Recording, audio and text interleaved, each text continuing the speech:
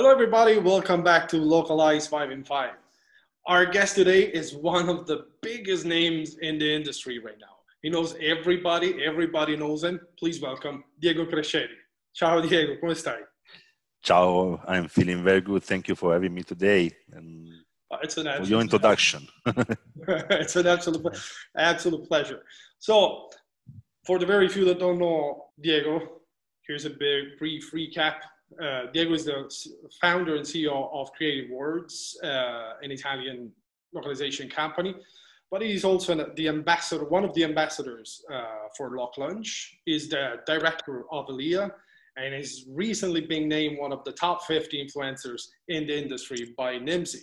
So you're pretty much everywhere, Diego. Like, I'm scared I open the door and you're right behind it. I'm pretty much everywhere, yes. But I would say if someone asks me, I'm having a lot of fun. And this is what I do. And this is also my description on our website. So I'm having fun. That's good. That's priority number one, I'd say. Having fun is absolutely the most important thing. So before we get into the questions, is there anything you would like to say? Yeah, I'm very pleased to be here today. I'm sure it's going to be a nice conversation. We've been discussing and we broke the ice already. So looking forward to your questions. Yeah. Hopefully it will be useful for the audience. Hopefully so, yeah. One of the things I wanted to add before we actually get into the question is that it's cool how the industry is getting more and more connected. A cool story about this, Diego and I met once, probably last year, or we talked anyway, last year. And we didn't know at that stage that we had worked together in the past. We were in two different companies and we had worked together already, but we didn't know our names. Our names were covered by aliases and names. Yeah. We actually spent a couple of years working together. So that's a cool thing right now. We are way more connected and we know each other. And it's a very small world. It is. It's very, very small. So the drill is absolutely the same.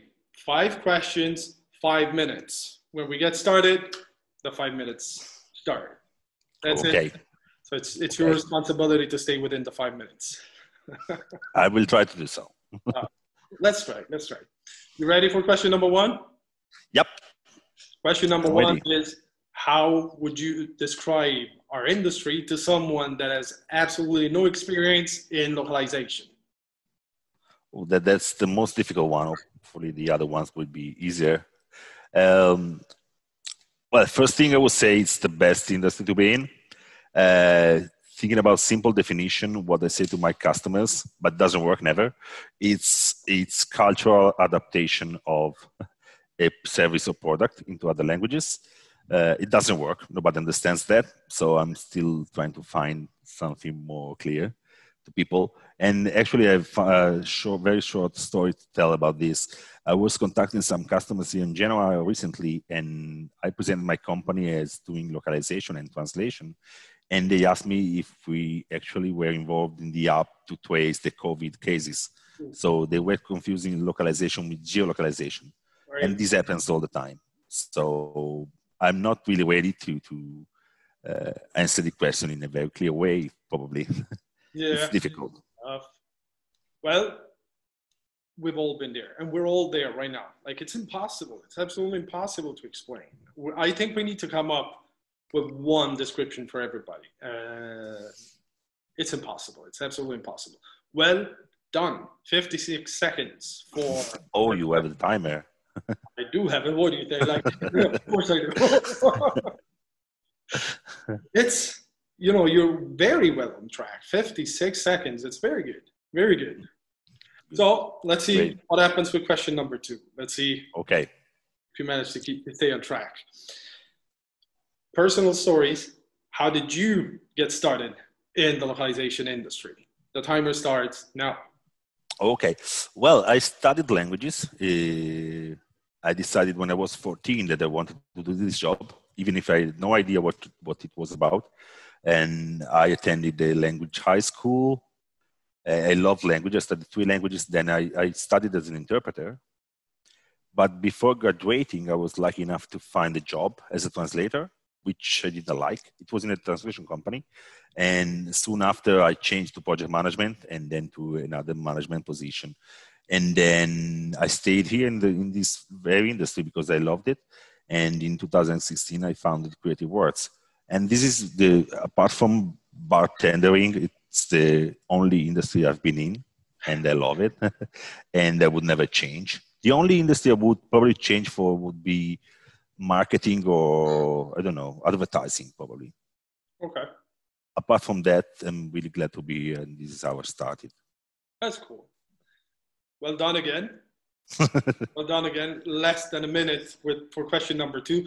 Well, one extra question I would have to right now after yours is, if you could talk to the 14-year-old Diego Cresceri, what would you say right now? Would you say, hey, well done, that was the right path? Or would you say, hey, marketing and advertising was way better? No, I would do everything as I did.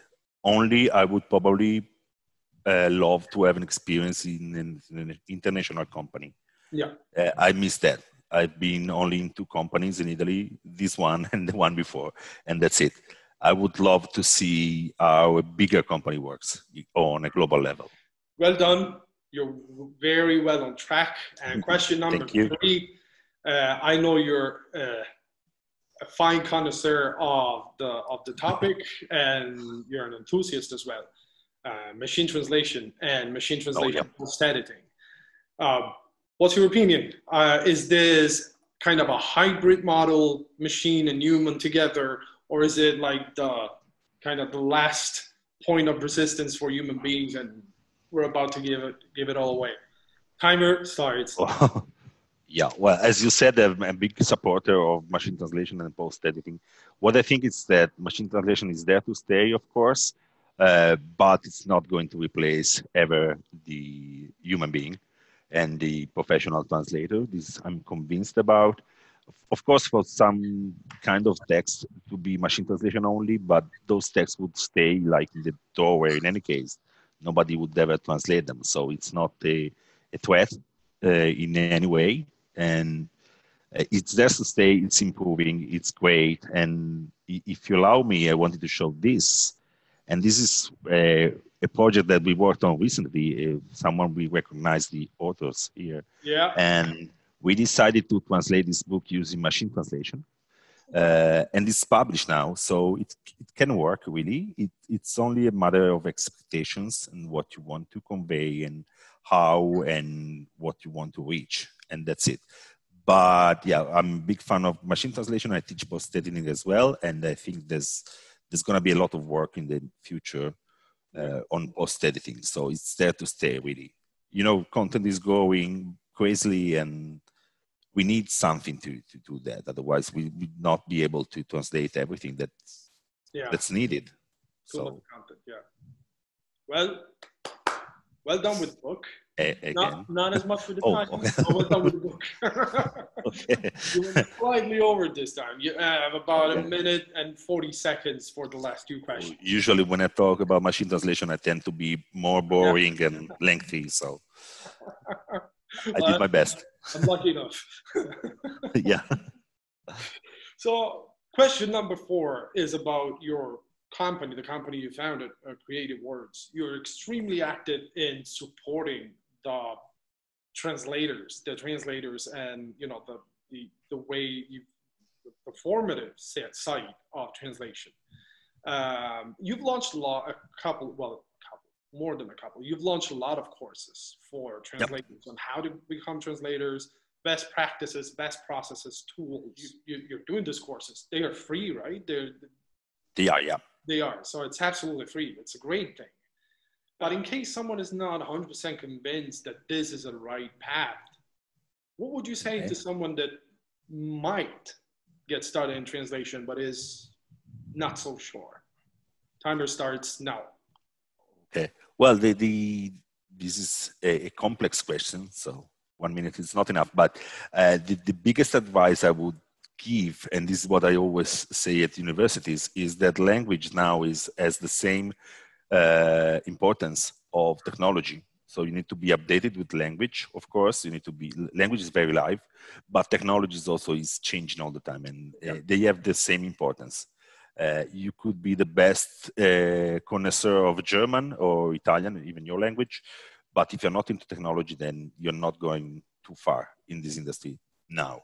So the best advice would be to keep them at the same level and keep learning both over and over again, because it's changing.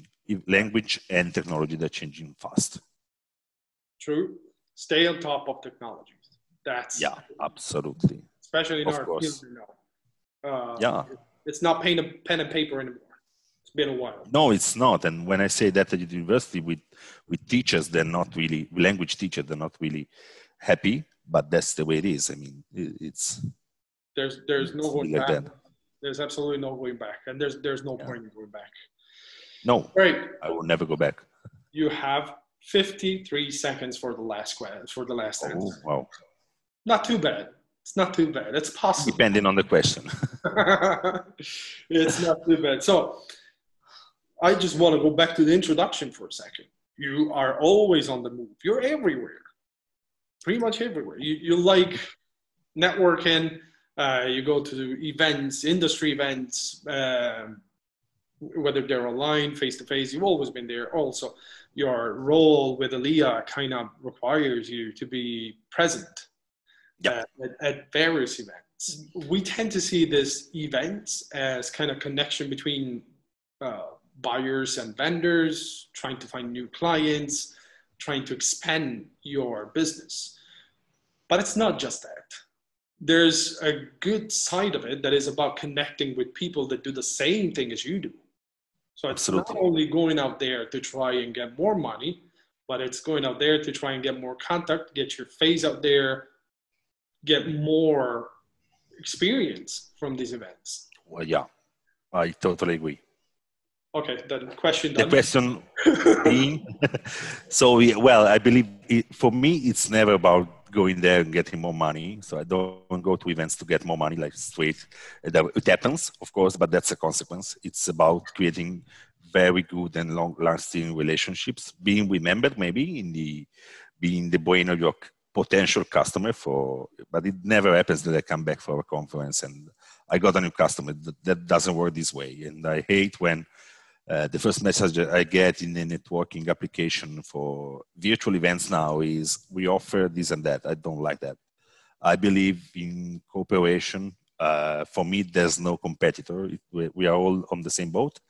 So I really believe that cooperation is the key. And I have done many interesting projects with competitors like 200 meters from here, and it worked pretty well. We've done project together and we're growing together. We learn a lot, and it's all about connection and learning from each other. And this is how we can raise the bar of the industry, I guess. Yeah, I fully agree with you. And you went slightly over, but well done. Not too bad. Just 5 minutes and 11 seconds. 11 seconds. 11 seconds. I'm still Italian, so I need to be a little bit of delay. It's allowed. Okay. That's, I agree. Yeah. Although I'm never late. Come on. No one ever said. Cool. Look, it was extremely interesting. Your answers were it's quite quick. 5 minutes. It's not too much. But I enjoyed it. They just go. Well, if anyone has any additional question, feel free to bombard Diego on LinkedIn. He'll answer. Absolutely. Diego, anything you want to say to close this interview? No, I wanted to thank you. I like the format. I like the fact that more and more people are trying to evangelize localization, and this is also helpful for our industry to be well known and to be better known, not well known. Better known and appreciated, because I think it's a lovely industry and localization is needed by every company. Yeah. So it's good to spread the word about localization, and to thank you for doing that. Thank you. And for having me. So it's great. It's great to hear. You're gonna have your check in your box tomorrow, so you're gonna get paid for it. So don't worry about it. That's great, Diego. Thanks so much for being with us today. It's been thank great you, pleasure. And you guys stay tuned for the next episode of LocalEyes 5 in 5. Grazie Diego, ciao, buona giornata. Ciao, thank you. Bye. Bye-bye.